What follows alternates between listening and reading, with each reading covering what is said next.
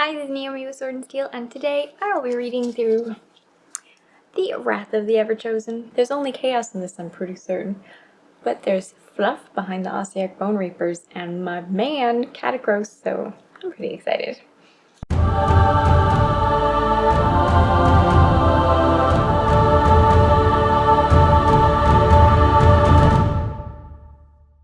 It's a nice cover, look at that.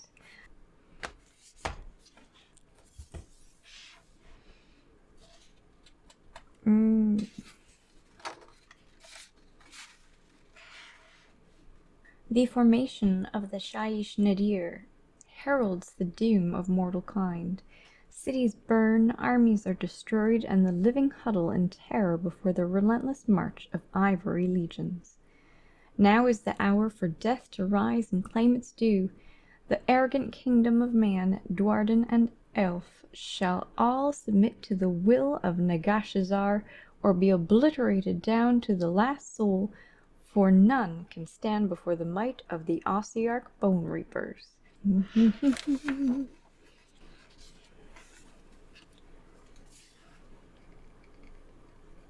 Nice.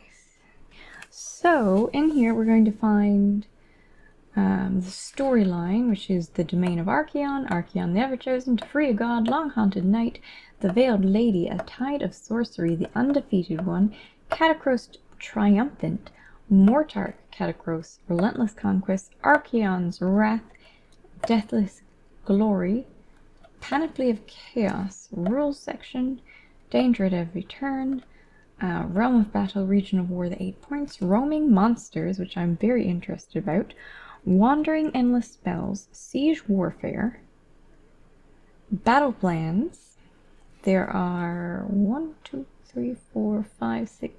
8 different battle plans, hosts of chaos, allegiance abilities, the Legion of Chaos Ascendant, War Scroll battalions, and a bunch of these guys, all these different allegiance abilities. Okay, I'm pretty excited about that. Intro. An Age of Strife. As his night-haunt armies sweep across the realms, spreading fear and panic like a sickness, so too does Nagash unleash his corporeal forces, death-rattle barrow armies, the great legions of his Mortarch generals, and darker things besides. The Ossiarch legions. Ever a calculating and patient being, Nagash had begun to lay down the foundation of his rise to power during the Age of Myth. It was then, even while he paid lip service to Sigmar's pantheon, that the great necromancer began to create an army of conquest, the like of which the realms had never before seen, the Ossiarch Bone Reapers. Age of Myth. So while Sigmar was creating his Stormcast Eternals, Nagash was creating Ossiarch Bone Reapers. Interesting. It was only centuries later, when the god King Sigmar sent forth his heavenly hosts into the mortal realms, that the great necromancer at last seized his moment. Taking advantage of the confusion and the disarray that had spread among the forces of chaos, he burst forth from his hidden lair at the head of a vast host, summoning gales of deathly magic that lashed through the ranks of his enemies. Utterly unprepared for the violent momentum of this assault, many Chaos Lords of Shaiish were soon either slain or in full retreat. The great necromancer reclaimed his ancient throne of Nagashazar, defeating those arrogant chieftains who had dared to set camp in the rooms of the deathly citadel and breathing their essence in agonizing soul fire.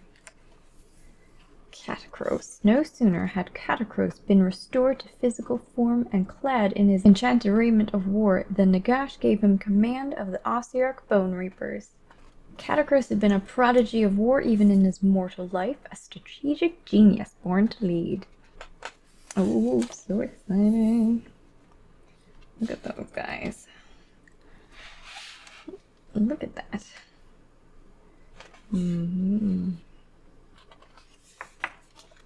Dominion of Archaon, a land transformed. Varanite, the molten realm stone. Well, how interesting. Onslaught of magic, ripe for death. Archaon the Everchosen. Here he is, his big beast. Ooh, Dorgar. Dorgar, steed of the apocalypse. The fourth treasure claimed by the Everchosen was the demonic steed known as Dorgar. The quest for this beast took Archaon into the realm of chaos itself, for Dorgar was once the most prized specimen in the menagerie of the demon lord Agramon. Infiltrating Agramon's palace through cunning and guile, Archaon used the Eye of Shirian to locate Dorgar's cage. Leaping onto the demon's back, Archaon broke the creature in a titanic contest of wills, binding Dorgar through sheer force of personality, and by offering his new mount the chance to take bloody revenge on his gaolers. When the gods of chaos save absent Slaanesh sent some of the mightiest of the greater demons to test the Everchosen's prowess, Archaon and his mount soon shattered the challengers. Upon drinking the essence from their carcasses, Dorgar gained his 3 heads, each bearing the power of one of the gods. To free a god. Archaon had long been determined to free Slaanesh. He had neither great fondness nor reverence for the Dark Prince, as he scorned all the gods equally, but he recognized the Chaos God's great power and how it could be turned towards his purpose. Though the Elven Guardians fought fiercely, the charge of the Varangard could not be halted. Slaughtering his way to the summit of the spire, Archaon found himself at the foot of a great chain. Delighted laughter echoed over the thrash of battle as the Dark Prince looked upon his would-be rescuer. Long haunted night. Sascarid's charge. Oh. Pretty. Ooh,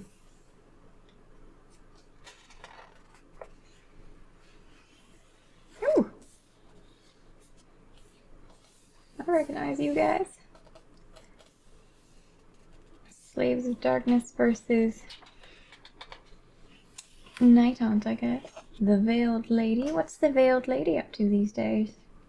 The charge of Lord Sascarid had driven the Nighthaunts from the walls of Karhite and threatened to force the spectral host all the way back through the Shaiish Archway. However, this was only a vanguard of the ghostly procession, and none other than the Mortarch of Grief herself would lead the next wave of incorporeal horrors. Marikar Bloodsky united hundreds of tribes beneath her rule, taking the heads of any who would deny her authority. Oh, look at all these. As Lady Olander's Nighthaunts find themselves assailed on all fronts, the gaunt summoner known as the Tongueless Lord leads a furious assault by both demonic and mortal hordes. The Undefeated One. Mortarch Catacross showed no outward sign of satisfaction, even as he saw the fighting progress exactly as he had anticipated. The enemy had taken the bait. Now was the time to enact his counter-strategy and seal their fate. Catacross triumphant. At last, Catacross the Undefeated had met his enemy in battle, forcing the enormous Chaos Triumvirate to fight upon terrain he himself had chosen. Ooh, not a very good sign. The sheer size and ferocity of the enemy force seemed overwhelming, yet the Mortarch's foes had underestimated the strategic genius of the entity they now faced. Ooh. The Ark's Terminus. The besieged. Look at that. The Battle of Ark's Terminus was a bloodbath of the most terrible kind. A slavering horde of chaos worshippers hurled themselves against the deathly fortifications of Catacross's fortress. Nice terrain.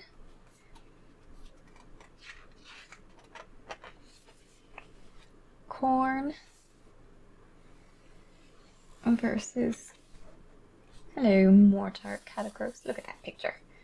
I've seen that picture before. Oh yes, it's on the box, the inner box of building Catacross. The calculus of war assures my victory. The stolen souls have their backs at the river, and Xanthos is on their flank. By dawn, all lands north of the Daxamatic will belong to the Empire. Send forth the Praetorians and make an end of it. Mortar Catacross, speaking before the slaughter of the anvils of the Helden Hammer at the first battle of Daxamatic. What a strange name, Daxamatic. Relentless conquest. Archaon's wrath. Be'lakor is the first prince of chaos, a being of pure darkness who has haunted the realms for time immemorial. Amongst the demon princes, he alone has gained the favor of all four dark gods. This makes him an enemy to be greatly feared, for he can call upon almost limitless numbers of demonic foot soldiers. Known as the Legion of the First Prince, Be'lakor's nightmarish army has destroyed empires and kingdoms beyond number over aeons of slaughter. Unstoppable hatred.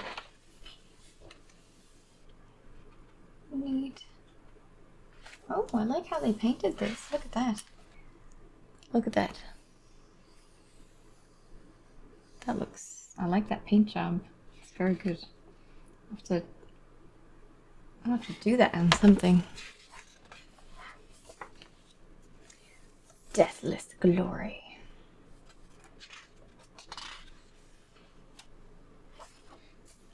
Phosos awaited the Mortarch. Rising from his work shrine, the Bone Shaper gave a stiff bow.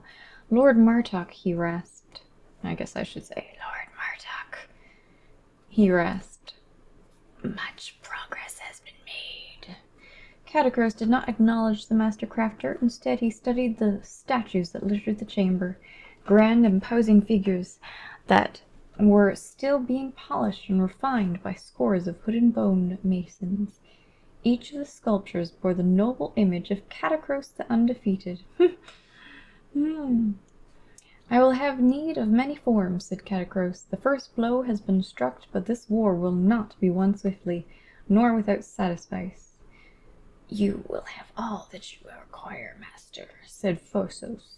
All and more, I promise you this. No blade or spell shall lay you low. Catacross nodded, satisfied. All proceeds as I have predicted, he said. The 8 points will fall, as will the Great Nagash. Whoa, what? Great Nagash? Oh, as is the will of Great Nagash. That was a twist. Unintended. Oh, look at that. Paint schemes. Panoply of Chaos. Whether you are master of the brush, with decades of experience, or you have never painted a Citadel miniature in your life, the prospect of painting an army of the Dark Gods offers unique and exciting challenge. The pages that follow contain some tips and examples to get you started with painting your own Chaos Horde. So we've got Be'lakor's skin, Be'lakor's details, Be'lakor's Demon Legion banner, and so on. The flayed armor, Baleful Lord's skin and details, some pink horrors. Cool. It's good. Edge highlight the trim and details of the shield with Administratum Grey. It's good.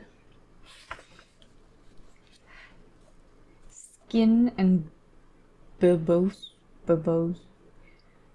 details. Rot fly body. Yuck. Slaanesh. Cool. Paint the eyes with Evil Sun Scarlet and add a dot of Fire Dragon Bright. Paint the teeth Pallid Witch Flesh.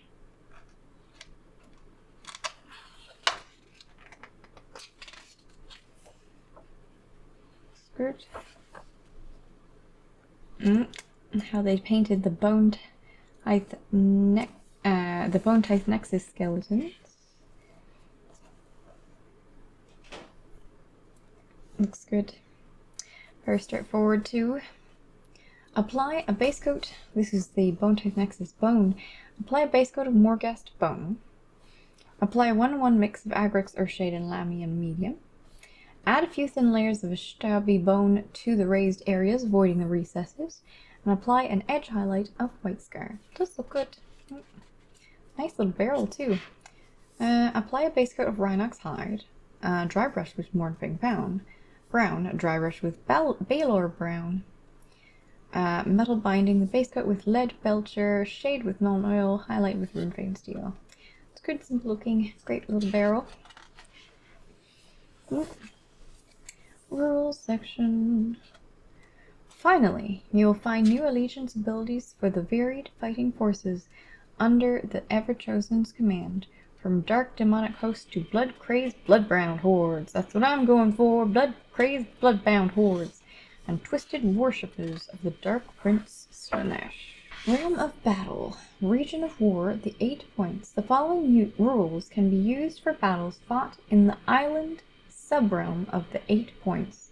These rules work especially well for battles that include roaming monsters and wandering endless spells. So what an interesting idea. Realm Sphere Magic. Wizards know the following spell in battles fought in this region, in addition to any other spells they know. Marked Query. Marked Query has a casting value of 7. If successfully cast, pick one enemy fighter within 18 inches of the caster and visible to them until the start of your next hero phase. Roaming monsters units must make any charge moves or normal moves, excluding retreat moves, towards that unit, and any shooting attacks made by roaming monster units must target that unit, even if that unit is not the closest unit to the roaming monsters unit. Okay, cool. Realm commands. You can use the following command abilities in battles fought in this region, in addition to the command abilities that you are normally allowed to use. Forced by Aether, you can use this command ability when you pick a predatory endless spell to move. If you do so, pick one predatory endless spell within 12 inches of a friendly wizard. Add d6 to the movement range on that predatory endless spell's war scroll until the end of the battle round. If a battle takes place in this region, the player who picked the realm can roll a dice and look up the result on the table below to see which Realmscape feature rules apply for the battle. The result applies to both players. Yeah, alright, so there's 6 different ones.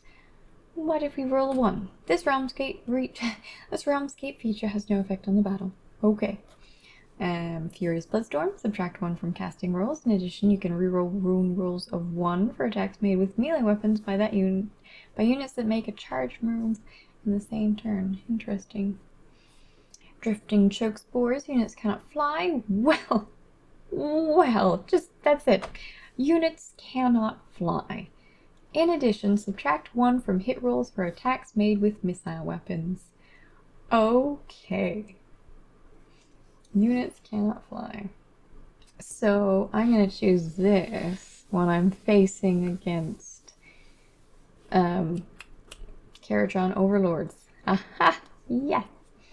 Alright, Crystal Weird Shards. You can reroll casting rolls for wizards on the battlefield. However, if a casting attempt is rerolled using this rule and is successful, the wizard suffers D3 mortal wounds after the effects of the spell have been resolved.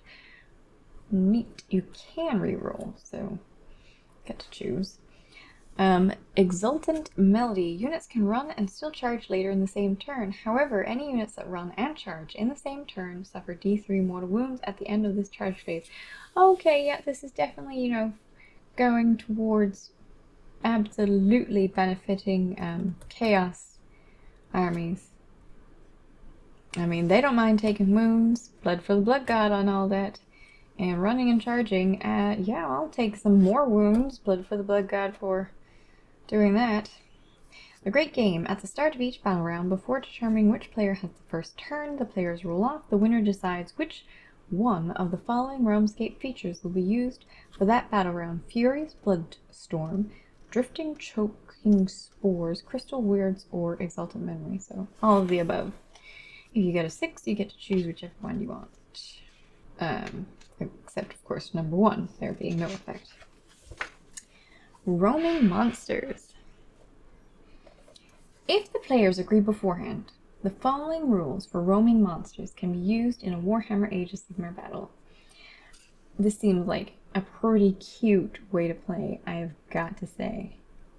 After armies have been set up, but before the first battle round begins, the players roll off. Starting with the winner, players alternate picking units one at a time from the following list: 1 Chaos Guardian, or a Chimera, or a Cockatrice, or a Cygor, or a Fomori Crusher, or a Korgan, or a Jabberslythe, or a Mindstealer Pharynx, or a Mutilith Vortex Beast, or 1 Slaughter Brute, or a Soul Grinder, or a unit of 10 Chaos Warhounds, or a unit of 6 Furies, or a unit of 6 Raptorix, or a unit of 3 Razorgores. The units are not part of either player's army and are referred to as roaming monsters. Once they have picked a roaming monsters unit, the player must set it up on the battlefield within 1 inch of a terrain feature and more than 9 inch from any units in either player's army. The total number of roaming monsters units set up on the battlefield cannot exceed the total number of artifacts of power in both players' armies combined. If neither player has any artifacts of power, only 1 roaming monsters unit can be set up on the battlefield. Roaming monsters units are treated as enemy units by both players' armies, and roaming monsters units treat all units except other roaming monster units as enemy units. So, how do you get them activated? Roaming monster units are activated at the start of each battle round after any endless spells have been moved but before the first turn begins. The players alternate picking 1 roaming monster unit to activate, starting with the player who has the second turn. Okay? Each roaming monster unit can be activated once per battle round. To do so, roll a dice and consult the behavior table over here. The distance between the roaming monsters unit and the closest enemy models determines which column you use, so it kind of feels a little bit like Blackstone Fortress in that way. And also like Warcry because they've got, random monsters being swung in there. Sounds fun. Alright, so if you're within 3 inches of any enemy models, this happens. If you're between 3 inches and 12 inches from any enemy models, that happens. And if you're more than 12 inches away from any enemy models, that happens. So you can be distracted, you do nothing, spooked, you run away, you hold, I'm assuming. Use 1 ability from its War Scroll if it's able to do so. And it shoots Advance, Charge, Rampage. And this unit can use 1 ability from its War Scroll, it shoots, and then it goes and attacks if it can. Each enemy unit within 1 inch of any models from this unit suffers D3 mortal wounds just immediately. I like how it's very straightforward. It doesn't take a lot of time away from your normal activity. You roll a dice, whichever happens, that one thing happens, and you're not rolling lots of stuff.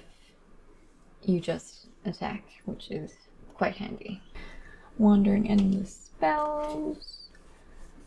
Once they have picked a wandering endless spell, the player must set it up on the battlefield. To do so, roll D3 and consult the map below for their placement. Set them up 9 inches away from that point and then 6 inches from any units on the battlefield. The total number of wandering spells set up cannot exceed the total number of artifacts of power. At the start of each battle round after all predatory endless spells have been moved, the players roll off, starting with the winner. The players alternate setting up wandering endless spells following the same rules as before. Just makes it a bit more dangerous, I guess, for everyone. Volatile by nature, they work differently to normal predatory endless spells. They are activated after all the predatory endless spells on the battlefield have been moved. Each wandering endless spell can be activated once per battle round. To do so, roll a d3 and consult the behavior table. Okay, so again, they're within 3 inches, within between 3 to 12, and more than 12 inches away, and they do these various things, depending, like Surge. The player activating the Wandering Endless spell must move the model as close to possible to the closest unit, finishing the move at least as close to the closest unit. There are 2 or more eligible units. The player activating the Wanderer spell picks one. Okay. It's pretty straightforward. And then lastly, it looks like there's an Unleash Powers effect at the end of each battle round. After rolling on the table, the player immediately resolves the effects. It is treated as a friendly model by all armies for any other rules purposes. How different. Siege warfare. Interesting. All Warhammer Age of Sigmar sieges require a stronghold for a defender to occupy. Once the stronghold has been set up, the players then set up their armies as described in the battle plan that they're using. There's a siege phase. How interesting. The following rules allow you to fight a battle in which one player must assault an enemy stronghold and one must defend it. Also included are 2 siege warfare battle plans for you to use alongside these rules. Well, cool. You even get some siege command abilities. That's a pretty awesome looking terrain. Cool. Siege warfare allegiance ability. Interesting. So that's pretty cute. And the battle plans and lots of nice little battle plans. Oh cool, look, impassable terrain in this one. Neat. Hosts of Chaos.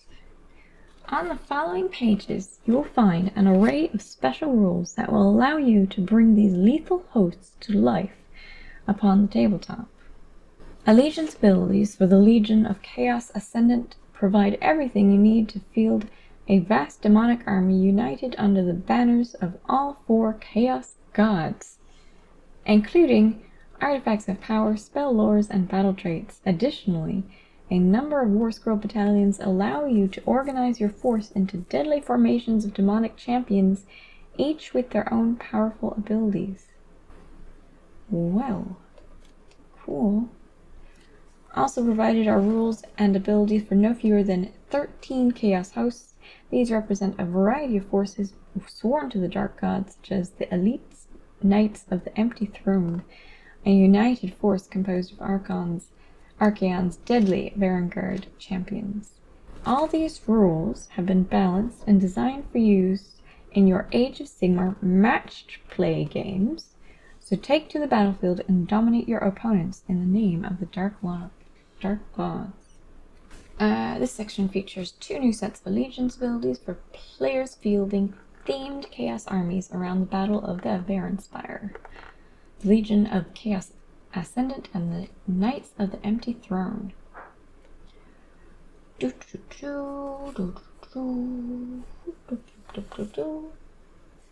got Khorne, Tzeentch, Nurgle, Slaanesh.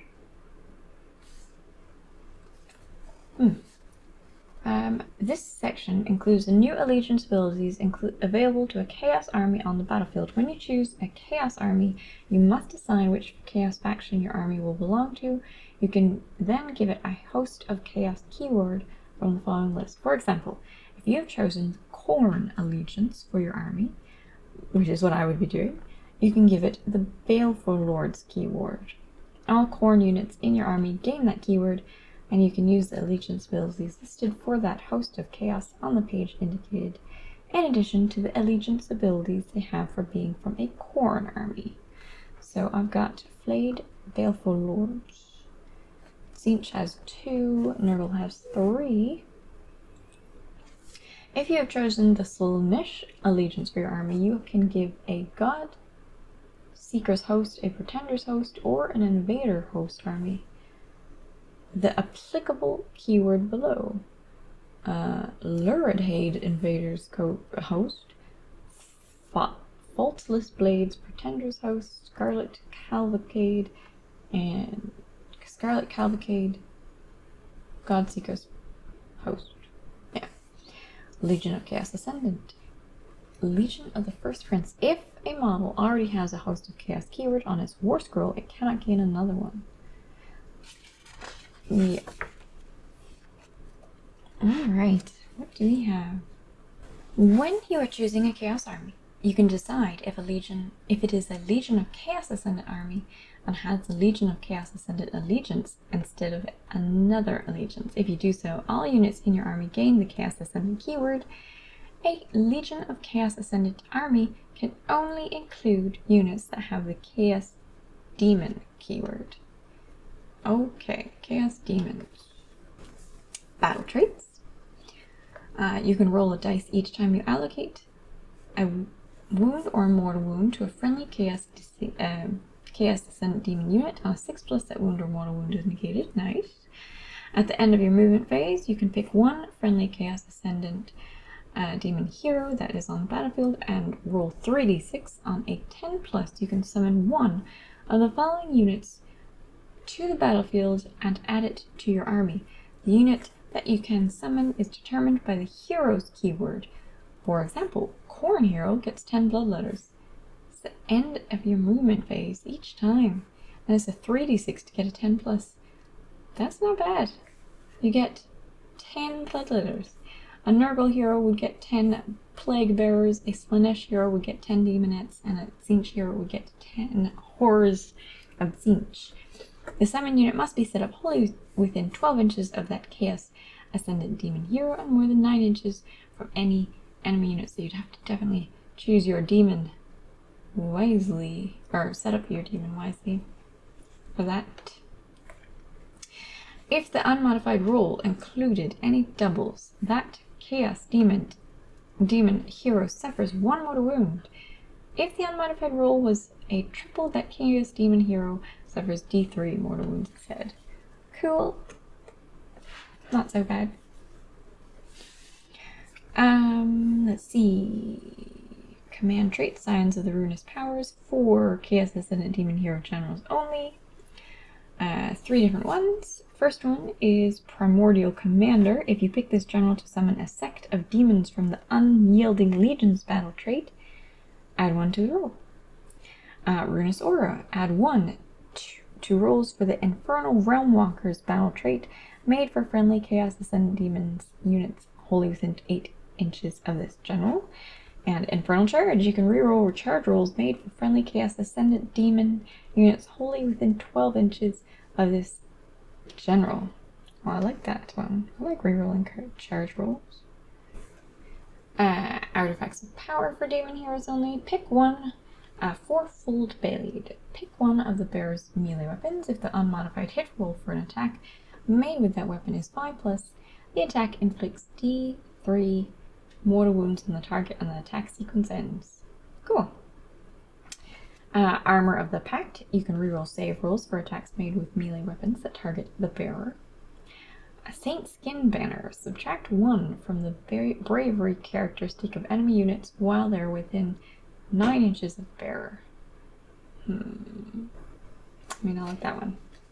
Spell Lore. Lore of Ruinous Sorcery. You can choose or roll for one of the following spells for each wizard in a Legion of Chaos Ascendant army. So, we've got Bolt of Ruin. Bolt of Ruin has a casting value of 7. If successfully cast, pick one enemy unit within 18 inches of the caster that is visible to them and roll a dice. If the roll is lower than the number of models in that unit suffers D3 mortal wounds. Well, that's nasty. On the other hand, it's a casting value of 7. Cool.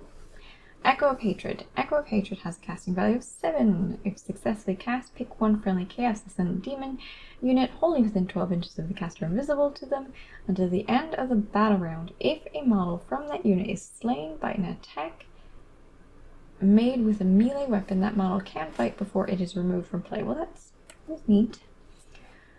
Spirit Gouge has a casting value of 7. If successfully cast, pick one enemy unit within 12 inches of the caster and visible to them. If that unit has the death keyword, you can re-roll hit and wound rolls for attacks made with melee weapons.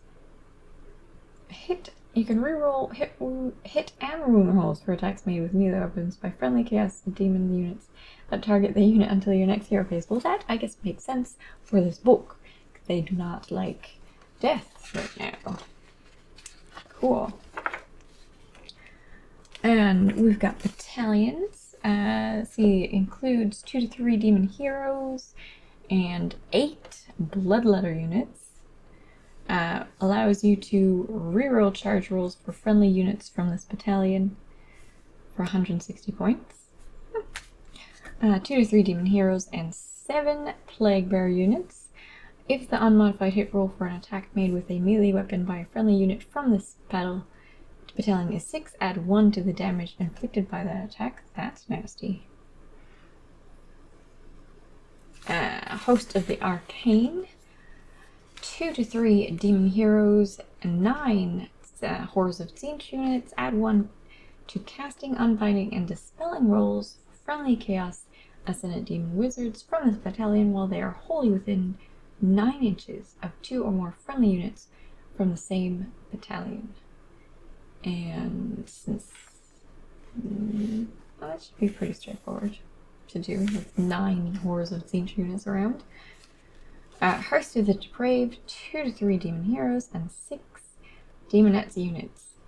Add 1 to wound rolls for attacks made with melee weapons by friendly units from this battalion if they made a charged move in the same turn. Okay. Knights of the Empty Throne.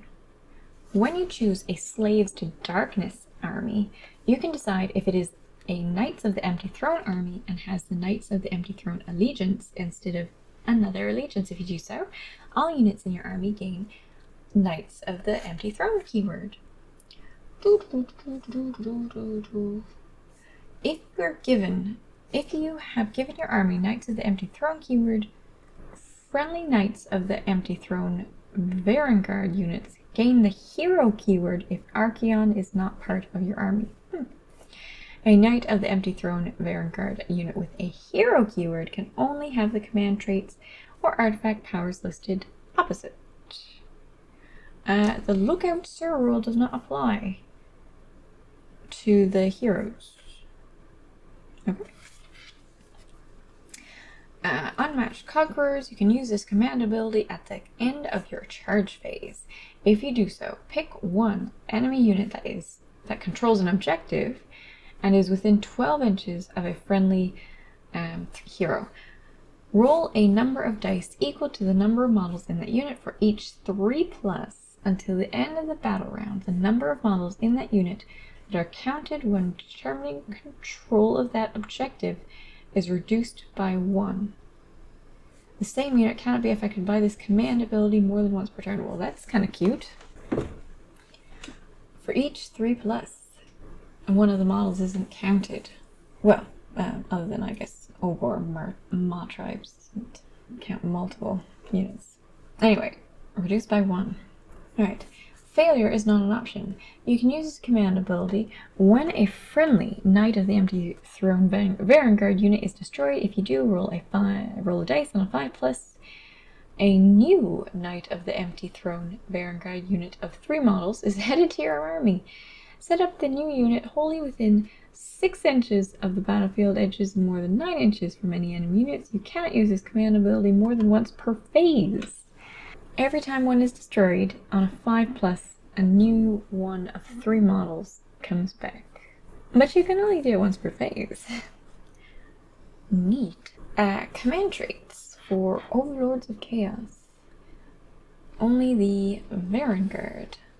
Command trait. You can reroll charge rolls for friendly Knights of the Empty Throne units wholly within 12 inches of this general. Cool. Enemy units within 3 inches of this general cannot retreat. Okay. And when friendly Knights of the Empty Throne units wholly within 12 inches of this general use their Warp Steel Shields ability, add 1 to the roll. Neat. Heroes. Artifacts of power for heroes only. Flask of Demon Blood. In your hero phase, you can roll a dice for the unit bearing this artifact. If you do, on a 4+, you can heal D3 wounds allocated to that unit. The unit bearing this artifact, Grasping Plate. The unit bearing this artifact is eligible to fight in the combat phase if it is within 6 inches of an enemy unit instead of 3 inches. And it can move an extra 3 inches when it piles in. That's kind of cute. Corrupted Nullstone. Once per battle, the unit bearing this artifact can attempt to unbind one spell in the same manner as a wizard. If it does so, that spell is automatically unbound. That's kind of nasty. Once per battle, yeah. Once per battle, you just automatically unbind one spell. Can be very useful.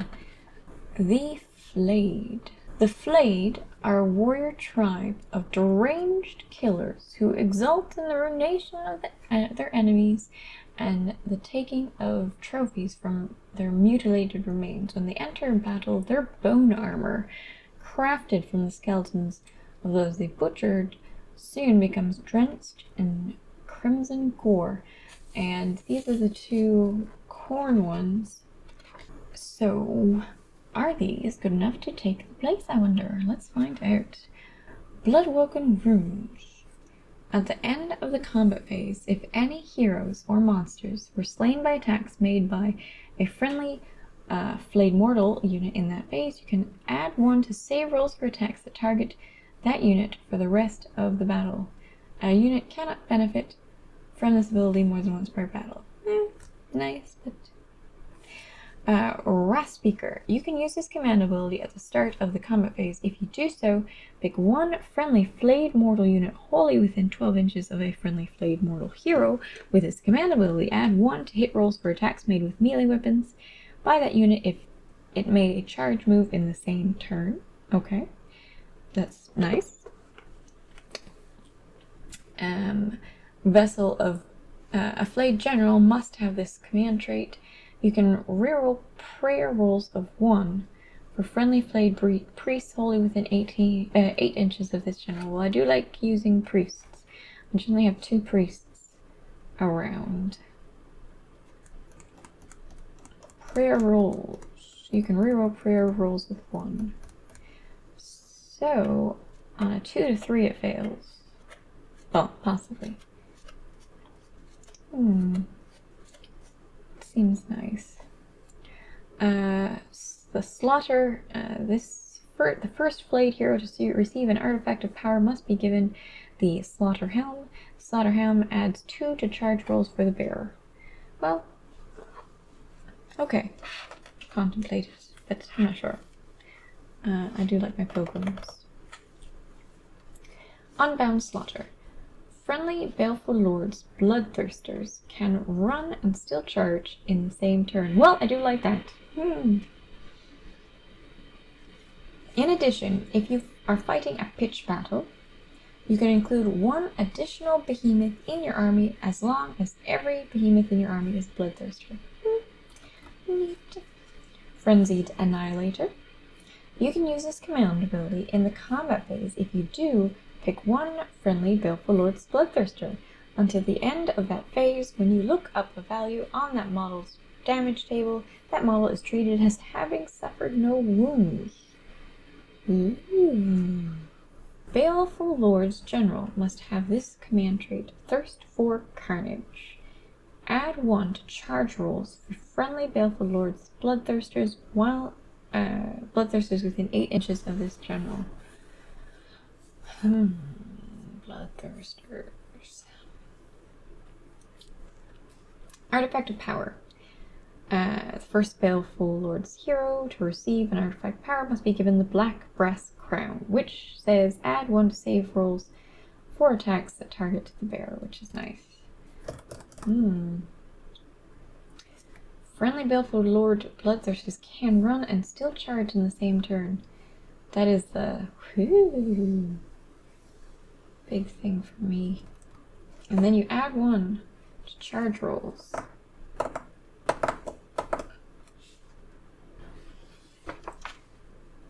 These are for Tzeentch. These two are for Tzeentch. Or did Tzeentch have 3 or 2? Nurgle. Okay, so these are Tzeentches. Alright, guys who play Tzeentch, I'm very interested in knowing whether you, when I read these guys, I want to know what your thoughts are on them and whether you will replace one of the ones that you normally use with one of these. Each time a friendly unbound Flux Demon Wizard. This is the unbound Flux. So a Demon Wizard casts a spell that inflicts any mortal wounds. Roll a dice for each unit that suffered any mortal wounds inflicted by that spell. On a 4+, that unit suffers 1 additional mortal wound. Oh, that's kind of neat. Fueled by Mayhem. You can use this command ability in your hero phase. If you do so, pick one friendly demon wizard wholly within 9 inches of a friendly demon hero, or within 18 inches of a friendly demon hero that is a general. Add 1 to casting rolls for that wizard until the end of that phase. A unit cannot benefit from this command ability more than once per turn. Okay. Do not take battle shock tests for friendly unbound Flux demon units while they are wholly within 9 inches of this general. Well, that seems neat. That seems good. Artifact of Power, the Enlightener. Pick one of the bearer's melee weapons. If the unmodified hit roll for an attack made with that weapon is 6, that attack inflicts D3 mortal wounds on the target and the attack sequence ends. Nice. Alright. The Cult of 1,000 Eyes. After armies have been set up, but before the first battle round begins, pick up to D3 different enemy units. For the rest of the battle, you can reroll hit rolls for attacks made with melee weapons by friendly Cult of 1,000 Eyes mortal units that target those enemy units. That seems really nasty. Eyes everywhere. You can use this command ability at the start of your hero phase. If you do so, pick one friendly mortal unit. Pick one friendly mortal unit wholly within 12 inches of a mortal hero. Until the start of your next hero phase, enemy units do not receive the benefit of cover against attacks made by that unit. Circumstantial, but neat. Eyes everywhere. Well, I like the flavor on it. Tzeentch is pleased. Each time you spend a command point, if this general is on the battlefield, you can roll a dice. Alright, so this is the command trait that your general must have. Each time you spend a command point, if this general is on the battlefield, you can roll a dice. If you do so, on a 5+, you can heal D3 wounds that have been allocated to this general. Well, that's nice. Each time you spend a command point, so you could try that multiple times. On a 5+, you heal D3 wounds. That's kind of cool, yeah. Artifact of Power. Crown of Whispers. Add 1 to save rolls for attacks that target the bearer. So, nice. Seems nice to me. I don't know what your other abilities are, but they seem nice. Nurgle. We've got... looks like... was it 4 Nurgle? 4 Nurgle, yeah. Okay. Munificent Wanders. Locus of Corrosion. And same with Nurgle players. Which one of these 4 would you take if you're going to take any of them over what you would normally be able to get? I am very interested. Munificent Wanderers. While an enemy unit is within 3 inches of any friendly demon units, worsen the Ren characteristic of that unit's melee weapons by 1 to a minimum of, 0. Nurgle units are unaffected by this ability. Oh, neat. Nurgle v Nurgle. When would that happen anyway, though? I guess sometimes in a tournament. But still, that seems pretty nasty. While enemy unit is within 3 inches of any friendly demon units, you worsen the Ren characteristic. That seems pretty nasty. Infested with Wonders. Ooh. You can use this command ability in your hero phase. If you do so, pick one friendly Munificent Wanderer's Demons unit, wholly within 14 inches of a demon hero with this command ability. Until the start of your next hero phase, if an enemy unit ends a charge move within 3 inches of that enemy unit suffers D3 mortal wounds. This happens in your hero phase. A unit cannot benefit from this command ability more than once per unit. Until the start of your next hero phase. Okay, yeah. So, and the charge move suffers D3 mortal wounds. That's really nasty. One last gift is the command trait for the general. If the unmodified hit roll for an attack made with a melee weapon that targets a friendly demon unit wholly within 12 inches of this general is 6, the attacking unit suffers 1 mortal wound after all of its attacks have been resolved. Wow, look at all the damage you guys put out just by being present. I guess that makes sense for Nurgle. Muck Talon, hero, artifact power. Pick one of the bearer's melee weapons. Add 1 to hit rolls for attacks made with that weapon if the target is a hero. So, the Droning Guard. Locus of Corrosion. Oh, it's the same as over there. Locus of Corrosion, so that's kind of cool. And Nurgle's Embrace are the other ones. So yeah, worsen the rend for enemy units that are within 3 inches of demon units. Nurgle are not affected. Cool. Twice Blessed Rotspawn. You can use this command ability in the combat phase. If you do so, pick one friendly Droning Guard Plague Drones unit. Oh yes, the name of this is the Droning Guard. So if you do so, pick one friendly Plague Drones unit wholly within 12 inches of a friendly demon hero with this command ability. Until the end of that phase, add 1 to the disgustingly resilient rolls made for that unit. Cool. Seems pretty good. A Droning Guard general must have this command trait after armies have been set up, but before the first battle round begins. Friendly Droning Guard Plague Drone units can move up to 4 inches. That seems nice. That seems pretty nice. Cloak of Flies, artifact of power. Subtract 1 from hit rolls for attacks made with melee weapons that target the bearer. That's pretty nasty, all this combination. So subtract 1 from hit rolls and subtract the minus the rend. Nurgle's Embrace for the Blessed Sons. Roll a dice each time a friendly Rotbringer model is slain in the combat phase. On a 2+, the attacking unit suffers 1 mortal wound. If the attacking unit has the Nurgle keyword, heal 1 wound allocated to that unit instead, so beware of other Nurgles. A Blessed Sons general unit must have this command trait. Why is this changed around? I guess it was easier on the page.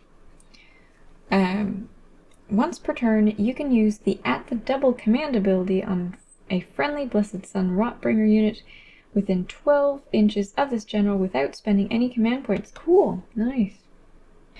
Degraded and Defiled. You can use this command ability at the start of the combat phase. If you do, pick one friendly Rotbringer unit wholly within 14 inches of a Rotbringer hero with this command ability. Then, at the end of that phase, pick one enemy unit that suffers any more wounds or mortal wounds inflicted by that unit in that phase. If the combined number of those wounds and mortal wounds is greater than the bravery characteristic of that enemy unit suffers 3 additional mortal wounds. Wow, talk about kicking him when he's down. Cool. Artifact of Power. The Blot Shell Bile Plate. You can reroll save rolls for attacks that target the bearer. That's nice. The Drowned Men. With Nurgle's Embrace again.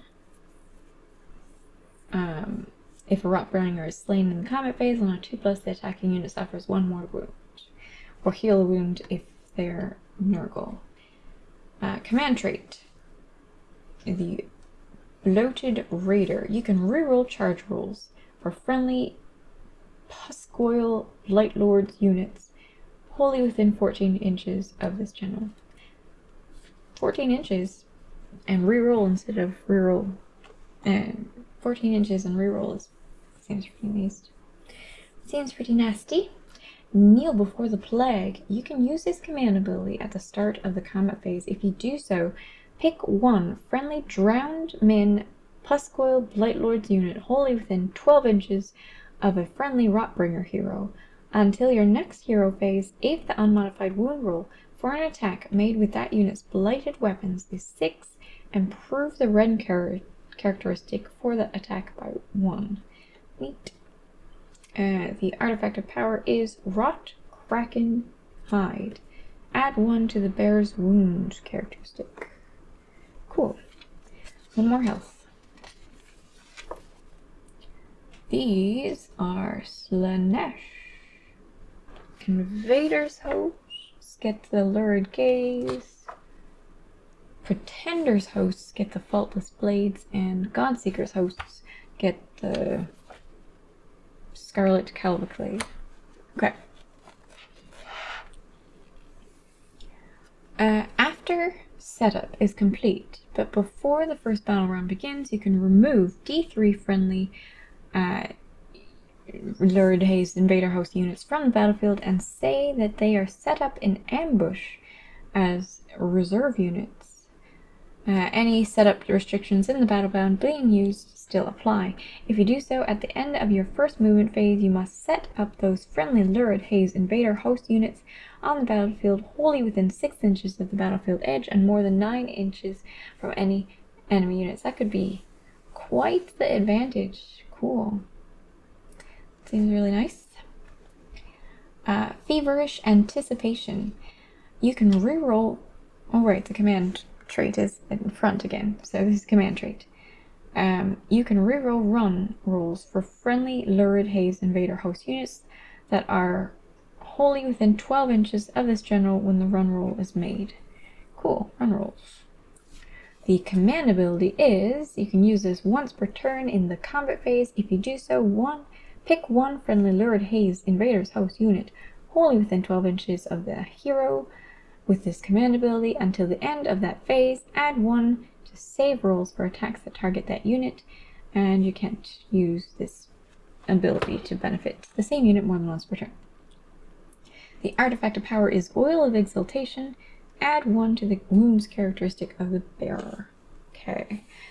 And this one is the Faultless Blades. Send me your best. Add 1 to hit rolls for attacks made with melee weapons by friendly units that target a hero if that friendly unit made a charge move in the same turn. That's kind of neat. Could really hurt those heroes. Armor of Arrogance. You can pick this command ability once per turn in the combat phase. If you do so, pick one friendly unit wholly within 12 inches of a friendly hero with this command ability. The first 2 wounds allocated to that unit in that phase are negated. Well, that's neat. Command trait. Must have this trait in addition to any others. It has Contest of Cruelty. Friendly units that start a pile-in move wholly within 12 inches of this general can move an extra 3 when they pile in. Well, that's neat. Very neat. The artifact of power is Contemptuous Brand. Pick one of the bearer's melee weapons. Add 1 to the wound rolls for attacks made with that weapon that target a hero. Okay. And for Slaanesh again, the Scarlet Cavalcade. Excessive Swiftness. At the start of your charge phase, if 2 friendly units that each have 10 or more models are within 6 inches of each other, you can make 1 charge roll to determine the charge distance for both units in that phase. Huh. Well, I don't know. I mean, it'd be good if one of them had a bonus to charge, and then you'd extend that bonus to the other. Vicious Spurs. You can use this command ability at the start of the combat phase. If you do so, pick one friendly unit that made a charge move that turn and is wholly within 12 inches of a friendly hero until the end of that phase. If the unmodified save roll for an attack that targets that unit is 6, the attacking unit suffers 1 mortal wound after all of its attacks have been resolved. Cool. General must take this command trait, Embodiment of Haste.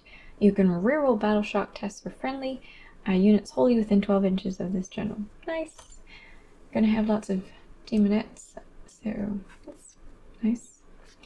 Artifact of Power. Helm of the Last Rider. Add 1 to the bravery characteristic of friendly scarlet friendly units while they're wholly within 12 inches of the bearer. Well, that's kind of neat. So you're going to add 1 to the bravery, and you get to reroll battle check. Cool. I mean, do you have to be wholly within 12 inches of the general? I assume the general will be in fighting with you, I guess. Where I am. Make him close enough, I guess. So, the Legion of the First Prince. Oh, Legion of Chaos Ascendant. Is Legion of the First Prince. Got it. So if you choose this, you also get this. Okay. First Damned Prince. You can reroll hit and wound rolls for attacks made by Bellicor while he is within 8 inches of at least one of each of the following friendly units. While he is within 18 inches of at least one of each of the following friendly units. Bloodletters, Plague Bearers, Demonettes, and Horrors of Tzeentch. Cool. Very interesting way to spread out your army. In addition, before you allocate a wound or mortal wound to Bellicor, pick one friendly Bloodletters, Plague Bearers, Demonettes, or Horrors of Tzeentch unit within 8 inches of them and roll a dice. On a 4+, that wound or mortal wound is allocated to that unit instead. Well, that sounds fun. The Shadow Legion command ability. You can use this command ability once per turn at the end of the battle shock phase if Bellicor is your general and on the battlefield. If you do so, roll a dice for each Bloodletters, Plague Bearers, Demonettes, and Horrors of Tzeentch on the battlefield. On a 3+, you can return D3 slain models to that unit. Well, this sounds pretty fun. And spell lore. Each wizard in a Legion of the First Prince army knows the following spell in addition to any other spells they know. So we got no command trait or artifact of power. Guess you choose from the other ones that were given. The Master's Command has a casting value of 7. If successfully cast, pick a friendly Bloodletters, Plague Bearers, Demonettes, or Horrors of Tzeentch unit wholly within 12 inches of the caster and visible to them until the start of your next hero phase. If a model from that unit is slain by an attack made with a melee weapon, that model can fight before it is removed from play. Cool. Very neat way to play.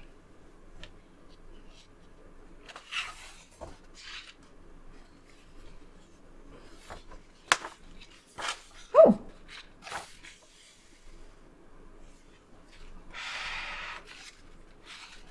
And that's it. Pretty. Done. Well, what did you think of that? Well, that's interesting. I don't know about you, but it kind of makes me want to